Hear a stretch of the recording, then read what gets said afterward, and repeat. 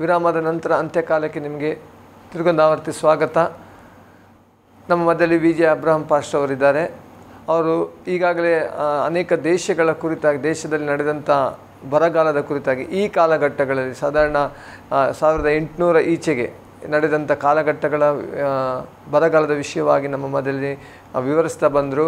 ಬರಗಾಲ ಹೇಗೆ ಎಫೆಕ್ಟ್ ಆಯಿತು, ಅಂದರೆ ಯಾವ ರೀತಿ ಬಂತು, ಹೇಗೆ ಅದರಿಂದ ಜನಗಳ ಸಂಖ್ಯೆ ಕಡಿಮೆ ಆಯಿತು ಎಂಬುದಾಗಿ ಹೇಳ್ತಾ ಬಂದರು. ಮುಂದುವರೆದು ನಾವು ಅವರಲ್ಲಿ ಚರ್ಚಿಸುವ. ಪಾಸ್ಟ್ರೆ, ಈಗಾಗಲೇ ನೀವು ಅನೇಕ ದೇಶಗಳ ಬರಗಾಲ ವಿಷಯವಾಗಿ ಮಾತಾಡ್ತಾ ಬಂದ್ರಿ ಪಾಸ್ಟ್ರೆ. ಇನ್ನು ಸತ್ಯವೇದದಲ್ಲಿ ನಮಗೆ ಬರಗಾಲದ ವಿಷಯವಾಗಿ ಇನ್ನೇನೆಲ್ಲ ನಮಗೆ ತಿಳಿಸಬಹುದಾಗಿದೆ? ಸತ್ಯವೇದದಲ್ಲಿ ಹೇಳಿರುವಂಥ ವಿಷಯಕ್ಕೆ ನಾನು ಬರ್ತೇನೆ. ಅದಕ್ಕಿಂತ ಮುಂಚಿತವಾಗಿ ಕೆಲವೊಂದು ವಿಷಯಗಳನ್ನು ಕೂಡ ನಮಗೆ ಅರ್ಥವಾಗುವಂಥ ಕೆಲವೊಂದು ವಿಷಯಗಳನ್ನು ಹೇಳಲಿಕ್ಕೆ ಇಷ್ಟಪಡ್ತಾ ಇದ್ದೇನೆ. ಅಂದರೆ ನೋಡಿ, ಬರಗಾಲ ಹೇಗೆ ಆಗ್ತದೆ ಎಂಬುದನ್ನು ಈಗಾಗಲೇ ನಾವು ವಿಚಾರ ಮಾಡಿದ್ದೇವೆ. ಮಳೆಯ ಕೊರತೆಯಿಂದ, ಈ ಮಳೆಯ ಕೊರತೆಗೆ ವೈಜ್ಞಾನಿಕವಾಗಿ ಹೇಳುವಂಥ ಕೆಲವು ವಿಷಯಗಳು ಇದ್ದಾವೆ. ಅದು ದೇವರ ವಾಕ್ಯದಲ್ಲಿ ಅದಕ್ಕೆ ಎಷ್ಟರ ಮಟ್ಟಿಗೆ ಮ್ಯಾಚ್ ಆಗ್ತದೆ ಎಂಬ ವಿಷಯ ಅಲ್ಲ, ನಾನು ವೈಜ್ಞಾನಿಕವಾಗಿ ಹೇಳುವಂಥ ವಿಷಯಗಳನ್ನು ಹೇಳ್ತೇನೆ. ಕಾಡು ಕಡಿಮೆ ಆಗ್ತಾ ಇದೆ. ಒಂದು, ಈಗ ಏನಾಗ್ತಾ ಇದೆ, ನಮ್ಮ ಕರ್ನಾಟಕ, ನಮ್ಮ ಭಾರತ ದೇಶ ನಿಧಾನವಾಗಿ ಮರುಭೂಮಿ ಆಗ್ತಾ ಇದೆ ಎಂಬುದಾಗಿ ಈಗ ವಿಜ್ಞಾನಿಗಳು ಹೇಳ್ತಾ ಇದ್ದಾರೆ.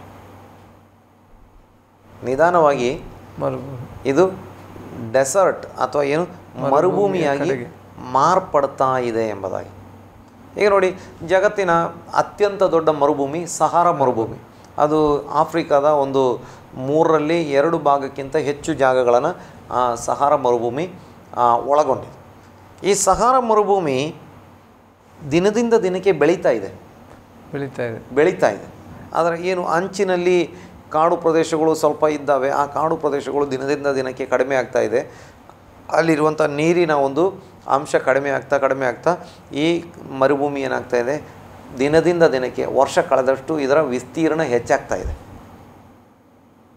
ಒಂದು ಕಾಲದಲ್ಲಿ ಕಾಡಿದ್ದಂಥ ಇದೇ ಈಗ ಸಮೀಪದ ಕಾಲದಲ್ಲಿ ಒಂದು 50-100 ವರ್ಷಗಳ ಹಿಂದೆ ಇದ್ದಂಥ ಸಹಾರಾ ಮರುಭೂಮಿ ಅಂಚಿನ ಪ್ರದೇಶಗಳು ಈಗ ಪಕ್ಕಾ ಮರುಭೂಮಿಯಾಗಿ ಮಾರ್ಪಟ್ಟು ಕಾಡಿಲ್ಲ, ಕೇವಲ ಮರಳುಗಾಡಾಗಿ ಮಾರ್ಪಟ್ಟಿದೆ ಎಂಬುದಾಗಿ ನಮಗೆ ಈಗ ಇರುವಂಥ ಭೌಗೋಳಿಕ ಆ ಒಂದು ವಿಷಯಗಳನ್ನು ಕಂಡುಕೊಳ್ಳಲಿಕ್ಕೆ ಆಗ್ತದೆ. ಅಂದರೆ ಮರುಭೂಮಿ ಬೆಳೀತಾ ಇದೆ. ಮತ್ತು ನಮ್ಮ ದೇಶ, ಭಾರತ ದೇಶದ ಥರ ಅನೇಕ ದೇಶಗಳು ನಿಧಾನವಾಗಿ ಮರುಭೂಮೀಕರಣ ಏನಂತ ಹೇಳ್ಬೋದು, ಈ ಮರುಭೂಮೀಕರಣ ಆಗ್ತಾ ಇದೆ ಅಥವಾ ಮರುಭೂಮಿಯಾಗಿ ಮಾರ್ಪಡ್ತಾ ಇದೆ. ವರ್ಷದಿಂದ ವರ್ಷಕ್ಕೆ ಮಳೆ ಕಡಿಮೆ ಆಗ್ತಾ ಇದೆ. ಹೌದು, ಎಲ್ಲ ನಾವು ಟಿ ವಿ ಮಾಧ್ಯಮಗಳಲ್ಲಿ ನೋಡಿದ್ರೆ ಈಗ ಮಳೆ ಇಲ್ಲ ಅಂತ ಒಂದು ನೋಡಿ. ಪ್ರತಿ ವರ್ಷ ಈಗ ನೋಡಿ, ಹೆಚ್ಚು ಕಡಿಮೆ ನಾವು ಹೇಳ್ತೇವೆ 50 ವರ್ಷದ ಹಿಂದೆ ಬಿದ್ದಂಥ ಮಳೆ, 100 ವರ್ಷದ ಹಿಂದೆ ಬಿದ್ದಂಥ ಮಳೆ, ಆ ರೀತಿ ಮಳೆ ಬಂತು, ದಾಖಲೆ ಮಳೆ ಬಂತು ಅಂತಲ್ಲ. ಅಂದರೆ ಸಂಕ್ಷಿಪ್ತವಾಗಿ ಹೇಳಬೇಕು ಅಂತ ಹೇಳಿದ್ರೆ, ಒಂದು 50-100 ವರ್ಷಗಳ ಹಿಂದೆ ಬಹಳ ಚೆನ್ನಾಗಿ ಮಳೆ ಬೀಳ್ತಾ ಇದ್ದಂಥ ಸ್ಥಳಗಳಲ್ಲಿ ಈಗ ಮಳೆ ನೋಡುವುದೇ ನಮಗೆ ಅಪರೂಪ ಆಗಿಬಿಟ್ಟಿದೆ. 50 ಯಾಕೆ ಬಸ್, ನಮ್ಮ ಪ್ರಾಂತ್ಯಗಳಲ್ಲೇ ನಾವು ಶಾಲೆಗೆಲ್ಲ ಹೋಗ್ತಿರುವಾಗ ಭಾಳ ಮಳೆ ಇರ್ತಿತ್ತು. ಈಗ ಆ ಮಳೆ ನೋಡಲಿಕ್ಕೆ ಇಲ್ಲ. ಈಗ ಇದೆ ನಮಗೆ ಈ ವರ್ಷದ ಒಂದು ವಿಚಾರವನ್ನೇ ನಾವು ನೋಡಬೇಕು ಅಂತ ಹೇಳಿದರೆ, ಮುಂಗಾರು ಮಳೆ ಸರಿಯಾಗಿ ಆಗಲಿಲ್ಲ. ಕರಾವಳಿಯಲ್ಲಿ ಯಾವತ್ತೂ ಮಳೆಗೆ ಕೊರತೆ ಇಲ್ಲ. ಆದರೆ ಈ ವರ್ಷ ಮುಂಗಾರು ಮಳೆ ಬರಲಿಲ್ಲ. ನಂತರ ಈ ಹಿಂಗಾರು ಮಳೆ ಬರಬೇಕಾಗಿತ್ತು, ಹಿಂಗಾರು ಮಳೆಯೂ ಬರಲಿಲ್ಲ. ಹಿಂಗಾರು ಮಳೆ ಒಂದು ಮಳೆ ಕೂಡ ಈ ಹತ್ತಿರದ ಪ್ರದೇಶಗಳಲ್ಲಿ ಬರಲಿಲ್ಲ. ಅಂದರೆ ಏನಾಯಿತು ನೋಡಿ, ಮಳೆಯ ಕೊರತೆ. ಕಳೆದ ವರ್ಷ ಕರಾವಳಿ ಪ್ರದೇಶಗಳಲ್ಲಿ ನಾವು ನೋಡುವಾಗ ಒಳ್ಳೆಯ ಮಳೆ ಬರ್ತಾ ಇದ್ದಂಥ, ನೀರಿಗೆ ಕೊರತೆ ಇಲ್ಲದಂಥ ಮಂಗಳೂರು, ಉಡುಪಿ, ಬೇರೆ ಬೇರೆ ಭಾಗಗಳಲ್ಲಿ ನೀರಿಗೆ ಕೊರತೆ ಉಂಟಾಗಿ ಬಹಳಷ್ಟು ಗಲಾಟೆಗಳು, ಬಹಳಷ್ಟು ಜನರ ಜೀವನ ಅಸ್ತವ್ಯಸ್ತವಾಗಿತ್ತು. ಟ್ಯಾಂಕರ್ಗಳಲ್ಲಿ ನೀರನ್ನು ಒಯ್ದು ಮನೆಗೆ ಮುಟ್ಟಿಸಬೇಕಾಗಿತ್ತು. ಬಹಳ ಒಂದು ಗೊಂದಲ, ಅಸ್ತವ್ಯಸ್ತವಾಗಿತ್ತು ಕರಾವಳಿ ಜನರ ಜೀವಿತ. ಆದರೆ ಮಳೆಗೆ ಯಾವ ಕೊರತೆ ಇಲ್ಲದಂಥ ಸ್ಥಳ. ಈ ವರ್ಷ ಏನಾಗ್ಬೋದು ಅಂತ ಹೇಳಿದರೆ, ಕಳೆದ ವರ್ಷ ಮಳೆಗಾಲದಲ್ಲಿ ತಕ್ಕ ಮಟ್ಟಿಗೆ ಮಳೆ ಬಂದಿದ್ದರೂ ಕೂಡ ಅಷ್ಟೊಂದು ಕಷ್ಟವಾಯಿತು. ಈ ವರ್ಷ ಇದಕ್ಕಿಂತ ಹೆಚ್ಚು ಕಷ್ಟವಾಗುವಂಥ ಒಂದು ವಿಷಯವನ್ನು ನಾವು ಮುಂದೆ ನೋಡಬಹುದಾಗಿದೆ. ಅಂದರೆ ನಾನು ಹೇಳಲಿಕ್ಕೆ ಇಷ್ಟಪಡುವಂಥದ್ದು ಏನಂತ ಹೇಳಿದರೆ, ಮಳೆ ವರ್ಷದಿಂದ ವರ್ಷಕ್ಕೆ ಕಡಿಮೆ ಆಗ್ತಾ ಇದೆ. ಮರುಭೂಮಿಗಳು ಬೆಳೀತಾ ಇದ್ದಾವೆ. ಮತ್ತು ಮರುಭೂಮಿ ಅಲ್ಲದೆ ಒಳ್ಳೆಯ ಫಲವತ್ತಾದ ಭೂಮಿ, ಮಣ್ಣಿದ್ದಂಥ ಕಾಡಿದ್ದಂಥ ಪ್ರದೇಶಗಳು ನಿಧಾನವಾಗಿ ಕಾಡು ಮಾಯವಾಗ್ತಾ ಇದೆ ಮತ್ತು ಮರುಭೂಮೀಕರಣವಾಗ್ತಾ ಇದೆ. ಒಂದು ವಿಷಯ. ಮತ್ತೊಂದು ಜಾಗತಿಕ ತಾಪಮಾನ ಏನಾಗ್ತಾ ಇದೆ, ದಿನದಿಂದ ದಿನಕ್ಕೆ ಹೆಚ್ಚಾಗ್ತಾ ಇದೆ. ಅಂದರೆ ನೋಡಿ, ಇಲ್ಲಿಗೆ ಒಂದು 25-30 ವರ್ಷಗಳ ಹಿಂದೆ ಎಲ್ಲ ಒಳ್ಳೆ ಚಳಿ ಇದ್ದಂಥ ಪ್ರದೇಶಗಳು ಈಗ ಚಳಿ ಕಡಿಮೆ ಆಗಿದೆ.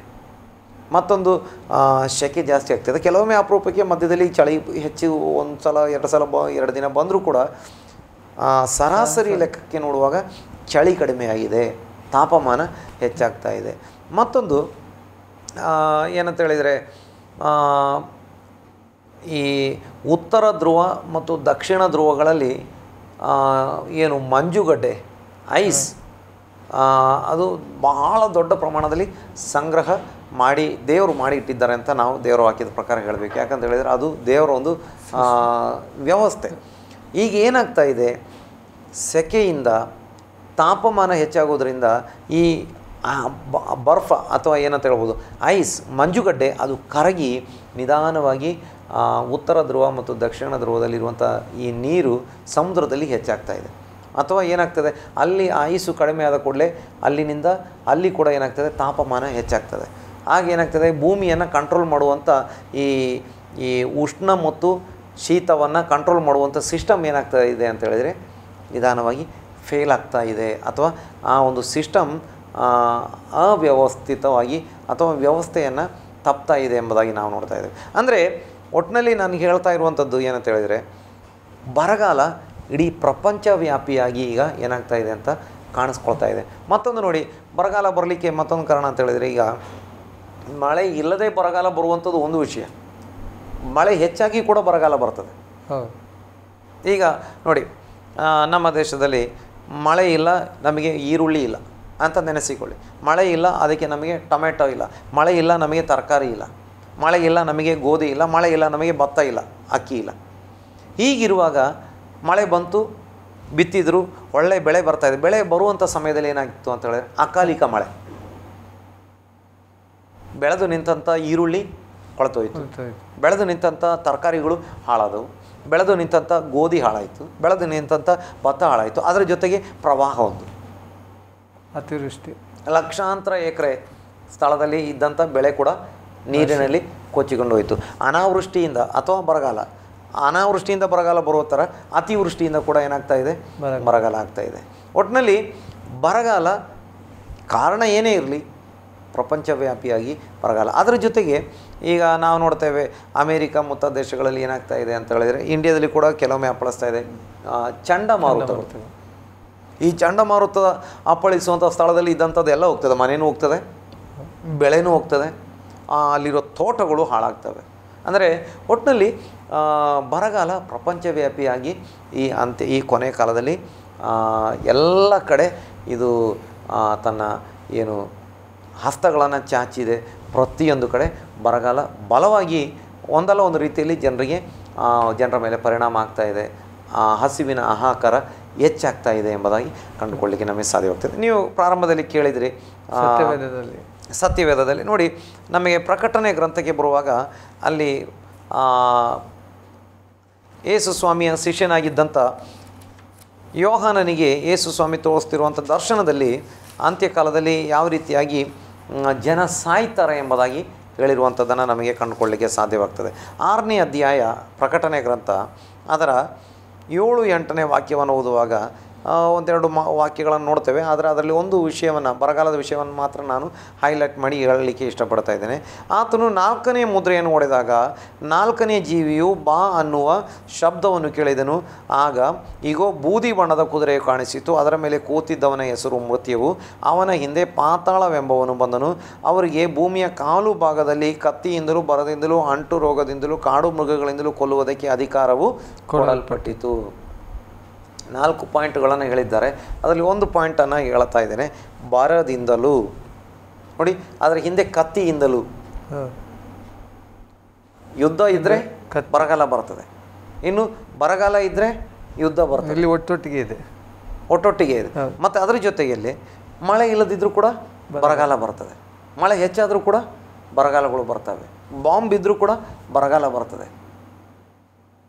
ನೋಡಿ, ಇಲ್ಲಿ ವಾಕ್ಯಗಳಿದೆ, ಬರದಿಂದಲೂ ಅಂಟುರೋಗದಿಂದಲೂ ಕಾಡು ಮೃಗಗಳಿಂದಲೂ ಕೊಲ್ಲುವುದಕ್ಕೆ ಅಧಿಕಾರವನ್ನು ಕೊಟ್ಟನು ಅಥವಾ ಕೊಡಲ್ಪಟ್ಟಿತು ಎಂಬುದಾಗಿ. ಇದು 4 ಒಟ್ಟೊಟ್ಟಿಗೆ ಬರ್ತಾ ಇದೆ. ಅದರಲ್ಲಿ ಬರಗಾಲ ಬಹಳ ಇಂಪಾರ್ಟೆಂಟ್ ಆದಂಥ ಒಂದು ವಿಷಯ, ಕತ್ತಿ ಅಥವಾ ಯುದ್ಧ ಕೂಡ ಭಾಳ ಇಂಪಾರ್ಟೆಂಟ್ ಆದಂಥ ಒಂದು ವಿಷಯ. ಅಲ್ಲಿ ನಾವು ಗಮನಿಸಬೇಕಾಗಿರುವಂಥ ವಿಷಯ, ಭೂಮಿಯ 1/4 ಭಾಗ ಜನರನ್ನು ಕೊಲ್ಲುವುದಕ್ಕೆ ಅಧಿಕಾರವು ಕೊಡಲ್ಪಟ್ಟಿತ್ತು. ಈಗ ನೋಡಿ, ಪ್ರೆಸೆಂಟ್ ನಾವು ಈ ಒಂದು ವಾಕ್ಯಗಳನ್ನು ಚರ್ಚೆ ಮಾಡ್ತಿರುವಂಥ ಈ ಸಮಯದಲ್ಲಿ ಭೂಮಿಯ ಜನಸಂಖ್ಯೆ ಹೆಚ್ಚು ಕಡಿಮೆ 700 ಕೋಟಿ ದಾಟಿದೆ. ಅಂದರೆ 700 ಕೋಟಿ ದಾಟಿದೆ ಅಂತ ಹೇಳುವಾಗ 1/4 ಭಾಗ ಅಂತ ಹೇಳಿದರೆ ಎಷ್ಟಾಗ್ತದೆ? 175 ಕೋಟಿ. ಈ ಕಾಲದಲ್ಲಿ ಇಂಥ ಒಂದು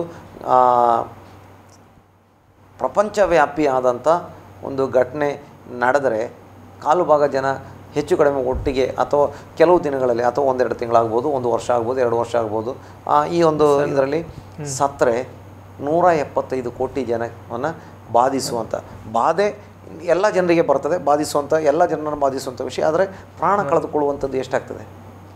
175 ಕೋಟಿಯಷ್ಟು ಜನ. ನಾವು ಅದನ್ನು ಚರಿತ್ರೆಯಲ್ಲಿ ಈಗಾಗಲೇ ನೋಡಿದ್ದೇವೆ. ಯುರೋಪ್ ಖಂಡದ ಜನಸಂಖ್ಯೆ 90% ಇದು ಬರಗಾಲದಿಂದ ಸತ್ತಂಥ ಐತಿಹಾಸಿಕ ಘಟನೆಗಳು ನಡೆದಿದ್ದಾವೆ. ಇನ್ನು ಯುರೋಪಲ್ಲಿ 14ನೇ ಶತಮಾನ 13ನೇ ಶತಮಾನದಲ್ಲಿ ಪ್ಲೇಗುಗಳು ಬಂದು, ಅಂಟುರೋಗಗಳು ಬಂದು ಸುಮಾರು ಅರ್ಧದಷ್ಟು ಜನ ಸತ್ತಿದ್ರು. ಅದು ಮತ್ತೊಂದು ವಿಷಯ. ಅದನ್ನು ನಾವು ಮತ್ತೊಂದು ಎಪಿಸೋಡಲ್ಲಿ ನಾವು ಅದನ್ನು ಡೀಟೇಲ್ ಆಗಿ ನೋಡೋಣ. ಇನ್ನು ನಾನು ಈಗಾಗಲೇ ಹೇಳಿದೆ, ಚೈನಾದಲ್ಲಿ, ಭಾರತದ ಬಂಗಾಳದಲ್ಲಿ, ಇನ್ನು ಇಲ್ಲಿ ಇರಾನ್ ದೇಶದಲ್ಲಿ, ಇನ್ನು ಕಾಂಬೋಡಿಯಾ, ರುವಾಂಡಾ, ಇನ್ನು ಯುರೋಪಿನ ಬೇರೆ ಬೇರೆ ಭಾಗಗಳಲ್ಲಿ, ಈ ದೇಶಗಳಲ್ಲಿ ಎಲ್ಲ ನಡೆದಂಥ ಬರಗಾಲಗಳಲ್ಲಿ ಮಿಲಿಯನ್ಸ್ ಅಂದರೆ ಕೋಟಿಗಟ್ಟಲೆ ಜನ ಸತ್ತಿದ್ದಾರೆ. ದಶಲಕ್ಷಗಟ್ಟಲೆ ಜನ, ಕೋಟಿಗಟ್ಟಲೆ ಜನ ಸತ್ತಿದ್ದಾರೆ. ಈಗಾಗಲೇ ನಾವು ಅದನ್ನು ಚರಿತ್ರೆಯಲ್ಲಿ ನೋಡಿದ್ದೇವೆ. ಇನ್ನು ವಾಕ್ಯ ಹೇಳ್ತದೆ, ಇದು ನೂತನ ಕಾಲವು ಹುಟ್ಟುವ ಒಂದು ಪ್ರಸವ ವೇದನೆಯ ಪ್ರಾರಂಭ. ಅಂದರೆ ವಾತಾವರಣ ಕೂಡ ನೂತನವಾಯಿತು. ನಾವು ಹೇಳ್ತೇವೆ, ನಾವು ಚಿಕ್ಕವರಾಗಿದ್ದಾಗ ಇದ್ದಂಥ ಒಂದು ವಾತಾವರಣ ಈಗ ಇಲ್ಲ. ಗಾಳಿ, ಮಳೆ ಮತ್ತು ಏನು ಅಂತ ಹೇಳ್ಬೋದು, ಬಿಸಿಲು, ಚಳಿ ಎಲ್ಲದರಲ್ಲಿ ವ್ಯತ್ಯಾಸ ಆಗಿದೆ. ಹೌದು, ಅದು ಆಗ ಸಿಸ್ಟಮ್ಯಾಟಿಕ್ ಇತ್ತು. ಈಗ ಆ ಒಂದು ಸಿಸ್ಟಮ್ ಪೂರ್ತಿ ಚೇಂಜ್ ಆಗಿದೆ. ಹೌದು. ಇನ್ನು ಬರುವಂಥ ಏನು ಈ ಬರಗಾಲಗಳು ವಿಶ್ವವ್ಯಾಪಿ. ಈಗ ನೋಡಿ, ಗ್ಲೋಬಲೈಸೇಷನ್ ಅಂತ ಹೇಳ್ತೇವೆ, ಏನು ಜಾಗತೀಕರಣ. ಈಗ ಅಮೇರಿಕಾದಲ್ಲಿ ಎಲೆಕ್ಷನ್ ಆದರೆ ನಮ್ಮ ದೇಶದಲ್ಲಿ ಅದನ್ನು ಏನು ಮಾಡ್ತಾರೆ ಅಂತ ಹೇಳಿದ್ರೆ, ಏನಂತ ಹೇಳ್ಬೋದು, ನಮ್ಮ ದೇಶದಲ್ಲಿ ಅದನ್ನು ವೀಕ್ಷಕ ವಿವರಣೆ. ನಮ್ಮ ದೇಶದಲ್ಲಿ ಚುನಾವಣೆ ನಡೆಯುವಾಗ ಎಷ್ಟು ಇಂಟ್ರೆಸ್ಟ್ ನಮಗಿದೆಯೋ ಅದಕ್ಕಿಂತಲೂ ಜಾಸ್ತಿ ಇಂಟ್ರೆಸ್ಟನ್ನು ಕೊಟ್ಟು ಅಮೇರಿಕಾದಲ್ಲಿರುವ ಚುನಾವಣೆಯನ್ನು ನೋಡ್ತೇವೆ. ಯಾಕಂತ ಹೇಳಿದರೆ, ಅಲ್ಲಿ ಒಂದು ಚುನಾವಣೆ ನಡೆದು ಬರುವಂಥ ಅಧಿಕಾರದಲ್ಲಿ ಬರುವಂಥ ವ್ಯಕ್ತಿ, ಅಧಿಕಾರ ಕಳೆದುಕೊಳ್ಳುವಂಥ ವ್ಯಕ್ತಿ, ಆ ಘಟನೆಗಳು ನಮ್ಮ ದೇಶವನ್ನು ಬಾಧಿಸ್ತದೆ. ಬ್ರಿಟನ್ನಲ್ಲಿ ಚುನಾವಣೆ ನಡೆದರೆ ನಾವು ಭಾಳ ಲಕ್ಷ್ಯ ಕೊಟ್ಟು ನೋಡ್ತೇವೆ. ಇಲ್ಲ, ಬ್ರಿಟನ್ನಲ್ಲಿ ಚುನಾವಣೆ ನಡೆದರೆ ಏನು, ನಡೀದಿದ್ರೆ ಏನು, ಯಾರು ಅಧಿಕಾರಕ್ಕೆ ಬಂದರೆ ಏನು, ಇಲ್ಲದಿದ್ದರೆ ಏನು, ನಮ್ಮ ಇಲ್ಲಿ ಚುನಾವಣೆ ನಡೀತದೆ, ನಮಗೆ ಪ್ರಧಾನಮಂತ್ರಿ ರಾಷ್ಟ್ರಪತಿ ಇದ್ದಾರೆ ಅಂತ ನಾವು ಸುಮ್ಮನೆ ಇರಲ್ಲ. ಯಾಕೆ? ಅಲ್ಲಿ ಕೂಡ ಒಂದು ಚುನಾವಣೆ ನಡೆದು ಅಲ್ಲಿ ಏನು ಚುನಾವಣೆಯ ರಿಸಲ್ಟಿನ ಏರುಪೇರುಗಳು ನಮ್ಮ ದೇಶವನ್ನು ಕೆಲವೊಂದು ಮಟ್ಟಿಗೆ ಬಾಧಿಸುವಂಥ ವಿಷಯಗಳಿರ್ತವೆ. ಯಾಕಂತೇಳಿದ್ರೆ, ನಮ್ಮ ದೇಶದಿಂದ ಕೆಲವೊಬ್ಬರನ್ನ ಅಲ್ಲಿಗೆ ನೌಕರಿಗೆ ತೊಗೊಳ್ಳಲ್ಲ. ಈಗ ಒಬ್ಬ ಹೇಳ್ತಾನೆ, ಇಲ್ಲ ನಾವು ಭಾರತ ಮುಂತಾದ ದೇಶಗಳಿಂದ ಇನ್ನೂ ಇಲ್ಲಿಗೆ ವೀಸಾ ಯಾರಿಗೆ ಕೊಡಲ್ಲ, ಇಲ್ಲಿ ಯಾರಿಗೆ ಜಾಬಿಗೆ ತೊಗೊಳ್ಳಲ್ಲ. ಏನಾಗ್ತದೆ, ಇಲ್ಲಿ ಅನೇಕರಿಗೆ ನೌಕರಿಗೆ ಹೋಗ್ತದೆ. ಹಾಗೆ ಚೈನಾದ ಮಾರುಕಟ್ಟೆ ನಾವು ನೋಡ್ತಾ ಇರ್ತೀವಿ. ಹೀಗೆ ಒಂದು ದೇಶದಲ್ಲಿ ಆರ್ಥಿಕ ಮುಗ್ಗಟ್ಟು ಉಂಟಾದರೆ, ಬರಗಾಲ ಉಂಟಾದರೆ ಅದರ ಸೈಡ್ ಇಫೆಕ್ಟ್ ಇತರ ದೇಶಗಳಿಗೆ ಕೂಡ ಬರ್ತದೆ. ಹಳೆ ಕಾಲದಲ್ಲಿ ಹಾಗಲ್ಲ. ನಾನು ಈಗಾಗಲೇ ಕೆಲವು ಎಪಿಸೋಡ್ಗಳಲ್ಲಿ ಹೇಳಿದ್ದೆ, ಆಗ ಒಂದು ದೇಶದಲ್ಲಿ ಯುದ್ಧ ನಡೆದರೂ ಒಂದು ದೇಶದ ಅರ್ಧ ಜನ ಸತ್ತು ಹೋದರೂ ಇನ್ನೊಂದು ದೇಶಕ್ಕೆ ಗೊತ್ತೇ ಆಗ್ತಿರಲಿಲ್ಲ. ಅದರ ಒಂದು ಇಫೆಕ್ಟ್ ಇಲ್ಲಿ ಬರ್ತಾನೆ ಇರಲಿಲ್ಲ. ಕಮ್ಯುನಿಕೇಷನ್ ಆಗ್ತಿರಲಿಲ್ಲ. ಆರ್ಥಿಕ ವ್ಯವಸ್ಥೆ ಮೇಲೆ ಆಗಲಿ ಅಥವಾ ಯಾವುದರ ಮೇಲೂ ಯಾವ ರೀತಿಯಲ್ಲಿ ಒಂದು ಪರಿಣಾಮ ಆಗ್ತಿರಲಿಲ್ಲ. ಆದರೆ ಈಗ ಹಾಗಲ್ಲ. ಯಾವ ದೇಶದಲ್ಲಿ ಬರಗಾಲ ಬಂದರೆ, ಈ ನೋಡಿ, ಗ್ರೀಸ್ ದೇಶದಲ್ಲಿ ಆರ್ಥಿಕ ಮುಗ್ಗಟ್ಟು ಬಂತು, ಅದು ಇಡೀ ಯುರೋಪಿಗೆ ಬಾಧಿಸುವಂಥ ವಿಷಯ. ಅಮೇರಿಕಾದಲ್ಲಿ ಆರ್ಥಿಕ ಮುಗ್ಗಟ್ಟು ಬಂತು, ನಮ್ಮ ದೇಶವನ್ನು ಕೂಡ ಬಾಧಿಸುವಂಥ ವಿಷಯ. ಈಗ ಗಲ್ಫ್ ದೇಶಗಳಲ್ಲಿ ಆರ್ಥಿಕ ಮುಗ್ಗಟ್ಟು ಬಂದರೆ ನಮ್ಮ ದೇಶ ಇತರ ದೇಶಗಳಿಗೆ ಬಾಧಿಸುವಂಥ ವಿಷಯ. ನೋಡಿ, ಗಲ್ಫ್ ದೇಶಗಳಲ್ಲಿ ಆರ್ಥಿಕ ಮುಗ್ಗಟ್ಟು ಬಂತು, ಪೆಟ್ರೋಲಿಗೆ ಕಡಿಮೆ ಆದಾಗ ನಮ್ಮ ದೇಶದಲ್ಲಿ ಕಡಿಮೆ ಆಯಿತು, ಅಲ್ಲಿ ಹೆಚ್ಚಾದಾಗ ನಮ್ಮ ದೇಶದಲ್ಲಿ ಹೆಚ್ಚಾಯಿತು. ಕೆಲಸದಲ್ಲಿ ಅನೇಕರು ನೌಕರಿ ಕಳ್ಕೊಳ್ಳೋದು. ಹೀಗೆ ಬರಗಾಲಗಳು ಕೂಡ ಏನಾಗಿದ್ದಾವೆ, ಈಗ ಎಲ್ಲ ದೇಶಗಳೊಂದಿಗೆ ಪರಸ್ಪರ ಸಂಬಂಧ ಆಗಿಬಿಟ್ಟಿದೆ. ಅಥವಾ ಒಂದು ದೇಶದಲ್ಲಿ ಬರಗಾಲ ಬಂದರೆ ಇತರ ದೇಶಕ್ಕೆ ಕೂಡ ಅದರ ಒಂದು ಬಿಸಿ ತಡ್ತದೆ.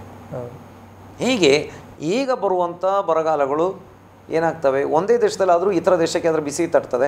ಆದರೆ ಇನ್ನು ಮುಂದೆ ಬರುವಂಥ ಬರಗಾಲಗಳು ಹೇಗಿರ್ತವೆ ಅಂತ ಹೇಳಿದರೆ ಅನೇಕ ದೇಶಗಳು, ನಾನು ಈಗಾಗಲೇ ಹೇಳಿದೆ ಆದಿಕಾಂಡ 41ನೇ ಅಧ್ಯಾಯದಲ್ಲಿ ಮತ್ತು ಹೊಸ ಒಡಂಬಡಿಕೆಯಲ್ಲಿ 11ನೇ ಅಧ್ಯಾಯ ಅಪೊಸ್ತಲ ಕೃತ್ಯಗಳಲ್ಲಿ ಏನು ದೊಡ್ಡ ಪ್ರಪಂಚದಲ್ಲಿ ಅನೇಕ ದೇಶಗಳನ್ನು ಸುತ್ತಮುತ್ತ ದೇಶಗಳನ್ನು ಬಾಧಿಸುವಂಥ ಬರಗಾಲಗಳು ಬಂದಿದ್ದಾವೆ.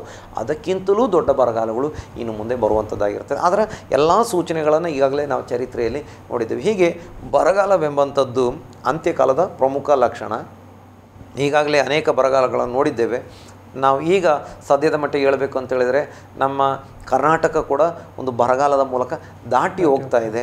ಆದರೆ ಈ ಬರಗಾಲಕ್ಕಿಂತ ಈ ಬರಗಾಲಗಳು ಕೆಲವೊಮ್ಮೆ ಒಂದು ವರ್ಷದಲ್ಲಿ ಎಲ್ಲ ನಮಗೆ ಹೋದರೆ ಹೋಗಬಹುದು ದೇವರ ಚಿತ್ತ. ಆದರೆ ಇದಕ್ಕಿಂತಲೂ ದೊಡ್ಡ ಬರಗಾಲಗಳು ನಮ್ಮ ಮುಂದೆ ಇನ್ನು ಬರಲಿಕ್ಕೆ ಉಂಟು ಎಂಬುದಾಗಿ ಬರಗಾಲಗಳನ್ನು ನಾವು ಬೇಕಾದಷ್ಟು ನೋಡ್ತಾ ಇದ್ದೇವೆ. ಈಗ ಬಂದಿರುವಂಥ ಬರಗಾಲಗಳು ಈ ಸಣ್ಣ ಬರಗಾಲಗಳು ನಮ್ಮ ದೇಶದಲ್ಲಿ ಕರ್ನಾಟಕದಲ್ಲಿ ಇರುವಂಥದ್ದು. ಇದಕ್ಕಿಂತ ದೊಡ್ಡ ಬರಗಾಲಗಳು ಮುಂದೆ ಬರ್ತವೆ. ಚರಿತ್ರೆಯಲ್ಲಿ ಈಗ ಒಂದು 100 ವರ್ಷಗಳಿಂದ ಈಚೆಗೆ ನಾವು ಕೋಟ್ಯಂತರ ಜನ ಬರಗಾಲದಿಂದಲೇ ಸತ್ತದ್ದನ್ನು ನಾವು ನೋಡಲಿಕ್ಕೆ ಸಾಧ್ಯವಾಗ್ತದೆ. ಯೇಸು ಸ್ವಾಮಿ ಪ್ರವಾದನೆ ಮಾಡಿದಾಗ ಬರಗಾಲಗಳು ಪಕ್ಕದಲ್ಲಿ ಅಲ್ಲಿ ಇಲ್ಲೆಲ್ಲ ಸಣ್ಣ ಬರಗಾಲಗಳು ಇದ್ದವು. ಆದರೆ ಅದಕ್ಕಿಂತಲೂ ಎಷ್ಟೋ ಲಕ್ಷಾಂತರ ಜನರನ್ನು, ಕೋಟ್ಯಂತರ ಜನರನ್ನು ಮರಣಕ್ಕೆ ತಳ್ಳಿದಂಥ ಬರಗಾಲಗಳು ಈ ಕೊನೆ ಕಾಲದಲ್ಲಿ ಈಗಾಗಲೇ ನಮ್ಮ ಕಣ್ಣು ಮುಂದೆ ಬಂದಿದ್ದಾವೆ. ಇದು ನೂತನ ಕಾಲ ಹುಟ್ಟುವಂಥ ಒಂದು ಪ್ರಸವ ವೇದನೆ ಪ್ರಾರಂಭ. ಅಂದರೆ ಎರಡು ಅರ್ಥದಲ್ಲಿ, ಒಂದು ನೂತನ ವಾತಾವರಣ ರೀತಿಯಲ್ಲಿ ತಿಳ್ಕೊಳ್ಬೋದು, ಇನ್ನೊಂದು ಯೇಸು ಕ್ರಿಸ್ತನ ಬರುವಿಕೆ ಹೊಸ ಒಂದು ಯುಗದ ಪ್ರಾರಂಭ ಎಂಬುದಾಗಿ ತಿಳ್ಕೊಳ್ಳಿಕ್ಕೆ. ಇದರ ನಡುವೆ ಈಗ ನಮ್ಮ ರಾಜ್ಯಗಳಲ್ಲಿ ಅಥವಾ ನಮ್ಮ ಪ್ರದೇಶಗಳು ನಾವು ಈಗ ನೋಡ್ತಿರುವಾಗ ಎಲ್ಲ ಕಡೆಯಲ್ಲಿ ಒಂದು ವಾತಾವರಣ ವೈಪರೀತ್ಯ ಆಗಿದೆ. ಅಂದರೆ ಎಲ್ಲ ಕಡೆ ಬರಗಾಲದ ಸೂಚನೆಗಳು, ಈವನ್ ಬರಗಾಲ ನಾನು ನೋಡ್ತಾ ಇದ್ದೇವೆ. ಇದೊಂದು ಅಂತ್ಯಕಾಲದ ಒಂದು ಸೂಚನೆಯಾಗಿ ಕಾಣಲ್ಪಡ್ತಲ್ವ? ಖಂಡಿತವಾಗಿ. ಈಗ ನಾವು ನೋಡ್ತಾ ಇದೇ ವಿಷಯ ನಾವು ಮಾತಾಡ್ತಾ ಇರುವಂಥದ್ದು. ಅಂದರೆ ಈಗ ನೋಡ್ತಾ ಇರುವಂಥ ಈ ಬರಗಾಲಗಳು ಇನ್ನೂ ವೈಪರೀತ್ಯಕ್ಕೆ ಹೋಗ್ತದೆ, ಇನ್ನೂ ಮುಂದುವರಿದು ಹೋಗ್ತದೆ. ಅದನ್ನು ಚರಿತ್ರೆಯ ಕೆಲವು ಘಟನೆಗಳೊಂದಿಗೆ ನಮಗೆ ತಾಳೆ ಹಾಕಲಿಕ್ಕೆ ಆಗ್ತದೆ. ಅದಕ್ಕೆ ನಾನು ಚರಿತ್ರೆಯ ವಿಷಯಗಳನ್ನು ಹೇಳಿದೆ. ಒಂದು ಬೈಬಲ್ನಲ್ಲಿ ಇರುವಂಥ ಹಳೆಯ ಒಡಂಬಡಿಕೆಯಲ್ಲಿರುವಂಥ ಚರಿತ್ರೆ ಮತ್ತು ಹೊಸ ಒಡಂಬಡಿಕೆಯಲ್ಲಿರುವಂಥ ಚರಿತ್ರೆಯನ್ನು ಹೇಳಿದೆ. ಮತ್ತು ಯೇಸು ಸ್ವಾಮಿ ಈ ಲೋಕದಿಂದ ಪರಲೋಕಕ್ಕೆ ಏರಿ ಹೋದ ನಂತರ ಚರಿತ್ರೆಯಲ್ಲಿ ನಡೆದಂಥ ಕೆಲವು ಉದಾಹರಣೆಗಳನ್ನು ಹೇಳಿದೆ. ಮತ್ತು 1800ನೇ ಇಸವಿಯಿಂದ ಈಚೆಗೆ, 1900ನೇ ಇಸವಿಯಿಂದ ಈಚೆಗೆ ನಡೆದಂಥ ಕೆಲವು ಇಂಪಾರ್ಟೆಂಟ್ ಆದಂಥ ಬರಗಾಲಗಳ ಬಗ್ಗೆ ಹೇಳಿದೆ. ದೇಶಗಳನ್ನು ಬಾಧಿಸಿ 25 ಲಕ್ಷ, 30 ಲಕ್ಷ, 60 ಲಕ್ಷ, 1 ಕೋಟಿ, 1.5 ಕೋಟಿ ಜನಸಂಖ್ಯೆ. ಚೈನಾದಲ್ಲೆಲ್ಲ ಆದಂಥ ಭೂಕಂಪಗಳ ಬಗ್ಗೆ ಹೇಳಿದೆ. 1.5 ಕೋಟಿ ಜನಸಂಖ್ಯೆ ಸಾಯುವಂಥ ಬರಗಾಲಗಳು. ಬರೀ ಹಸಿವಿನ ಆಹಾಕಾರದಿಂದ ಅವರಿಗೆ ಒಂದು ಹೊತ್ತು ಒಂದು ತುತ್ತು ಆಹಾರ ಸಿಗದೆ, ಕುಡಿಲಿಕ್ಕೆ ನೀರಿಲ್ಲದೆ ಸಾಯುವಂಥದ್ದು. ಅಂದರೆ ಇದು ನಮ್ಮ ಕಣ್ಣ ಮುಂದೆ ನಡೆದಿದ್ದಾವೆ. ಅದಕ್ಕೆ ಬರೆಯಲ್ಪಟ್ಟಂಥ ಎವಿಡೆನ್ಸ್ಗಳು, ರೆಕಾರ್ಡ್ಗಳು, ದಾಖಲೆಗಳು ಇದ್ದಾವೆ. ಯೇಸುಸ್ವಾಮಿ ಯಾವತ್ತು ಪ್ರವಾದನೆ ಮಾಡಿದರು, ತನ್ನ ಎರಡನೇ ಬರುವಿಕೆಗಿಂತ ಮುಂಚೆ ಅಂತ್ಯಕಾಲ ಕೊನೆಗೊಳ್ಳುವಂಥ ಸಮಯದಲ್ಲಿ. ಅಂತ್ಯಕಾಲ ಯೇಸುಸ್ವಾಮಿ ಪರಲೋಕಕ್ಕೆ ಏರಿ ಹೋಗಿ ಸಭೆ ಸ್ಥಾಪನೆ ಆದಂಥ ಸಮಯದಲ್ಲಿ ಪ್ರಾರಂಭವಾಯಿತು. ಆದರೆ ಅಂತ್ಯಕಾಲ ಕೊನೆಗೊಳ್ಳುವಾಗ ಅಥವಾ ಅಂತ್ಯಕಾಲದ ಕಡೆ ಕಾಲ, ಅಂತ್ಯಕಾಲದ ಅಂತ್ಯಕಾಲ ಅಥವಾ ಅಂತ್ಯಕಾಲದ ಕೊನೆಯ ಕಾಲ ಅಥವಾ ಅಂತ್ಯಕಾಲದ ಕೊನೆಯ ಸಮಯ, ಈ ರೀತಿಯಾಗಿ ಬರ್ತದೆ ಬರಗಾಲಗಳು. ಸ್ಪಷ್ಟವಾಗಿ ನಮ್ಮ ಕಣ್ಣು ಮುಂದೆ ನೋಡ್ತಾ ಇದ್ದೇವೆ. ಈಗಂತೂ ಇನ್ನೂ ಹೊಸ ರೀತಿಯ ದೊಡ್ಡ ಪ್ರಮಾಣದ ಬರಗಾಲಕ್ಕೆ ಜನರು ಕೂಡ ಸಿದ್ಧರಾಗ್ತಾ ಇದ್ದಾರೆ. ಹೇಗೆ? ಯುದ್ಧ ಮಾಡಲಿಕ್ಕೆ, ಬಾಂಬ್ ಹಾಕಲಿಕ್ಕೆ, ಅಣು ಬಾಂಬ್ ಹಾಕಲಿಕ್ಕೆ.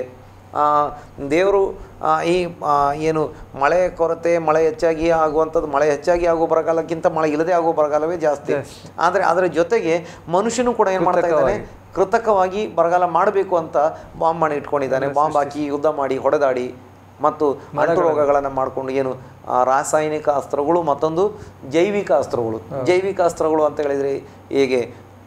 ಸಿಡುಬು, ಕಾಮಾಲೆ, ಇದು ಕಾಲರಾ, ಬೇರೆ ಬೇರೆ ರೋಗಗಳು ಬರುವಂಥ ವೈರಸ್ಗಳನ್ನು ಸ್ಟಾಕ್ ಮಾಡಿ ಇಟ್ಕೊಂಡಿದ್ದಾರೆ. ಆ ಬಾಂಬ್ ತಂದು ಎಲ್ಲಿಯಾದರೂ ಸ್ಫೋಟ ಮಾಡಿದರೆ ಅದಕ್ಕೇನು ದೊಡ್ಡ ಬೆಂಕಿ ಆಗಲಿ, ಸ್ಫೋಟ ಆಗಲಿ, ಏನು ಬೆಂಕಿ ಏನಾದರೂ ಬಂದರೆ ಅದು ವೈರಸ್ಗಳು ಅದು ಏನು ಬರೋಲ್ಲ ಅದರೊಳಗಿಂದ. ಅದು ಒಂದು ಮುಚ್ಚಲ್ಪಟ್ಟಂಥ ಬಿಗಿಯಾಗಿ ಮುಚ್ಚಲ್ಪಟ್ಟಂಥ ಪಾತ್ರೆಯಲ್ಲಿ ಅದನ್ನು ಸ್ಟಾಕ್ ಮಾಡಿ ಇಟ್ಟಿರ್ತಾರೆ. ಅದನ್ನು ತಂದು ಎಲ್ಲೋ ಒಂದು ಕಡೆ ಓಪನ್ ಮಾಡಿಬಿಟ್ರೆ ಸಾಕು, ದೇಶಕ್ಕೆ ದೇಶವೇ ಖಾಲಿ ಆಗ್ತಾರೆ ಅಥವಾ ಅರ್ಧ ಮುಕ್ಕಾಲು ಭಾಗ ಜನ ಸತ್ತು ಹೋಗ್ತಾರೆ. ನೋಡಿ, ಅಂದರೆ ಈ ರೀತಿ ಕೃತಕ ಬರಗಾಲಕ್ಕೆ ಕೂಡ ಎಲ್ಲ ರೀತಿಯಲ್ಲಿ ಮನುಷ್ಯನು ಕೂಡ ಸಿದ್ಧನಾಗಿಬಿಟ್ಟಿದ್ದಾನೆ. ಮತ್ತು ಅದರ ಜೊತೆಯಲ್ಲಿ ಕಾಳಸಂತೆ ವ್ಯಾಪಾರ, ದೊಡ್ಡ ಲಾಭಕ್ಕಾಗಿ ಜನರನ್ನು ಸುಲಿಗೆ ಮಾಡುವಂಥದ್ದು. ಹೀಗೆ ಯೇಸು ಕ್ರಿಸ್ತನ ಬರುವಿಕೆಯನ್ನು ತೋರಿಸುವಂಥ,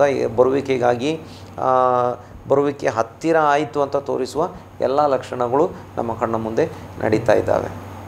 ನಾವು ನೋಡ್ತಾ ಬಂದೆವು, ನಾವು ಚರ್ಚಿಸ್ತಾ ಬಂದೆವು ಅಂತ್ಯಕಾಲದ ವಿಷಯವಾಗಿ. ಇವತ್ತಿನ ವಿಷಯದಲ್ಲಿ ನಾವು ಪಾಸ್ಟರ್ ವಿ ಜೆ ಅಬ್ರಹಾಂನವರು ನಮಗೆ ಸವಿಸ್ತಾರವಾಗಿ ಬರಗಾಲದ ವಿಷಯವಾಗಿ, ಅಂದರೆ ಅಂತ್ಯಕಾಲದಲ್ಲಿ ನಡೆಯುವಂಥ ಬರಗಾಲದ ವಿಷಯವಾಗಿ ಸವಿಸ್ತಾರವಾಗಿ ನಮಗೆ ತಿಳಿಯಪಡಿಸಿದರು.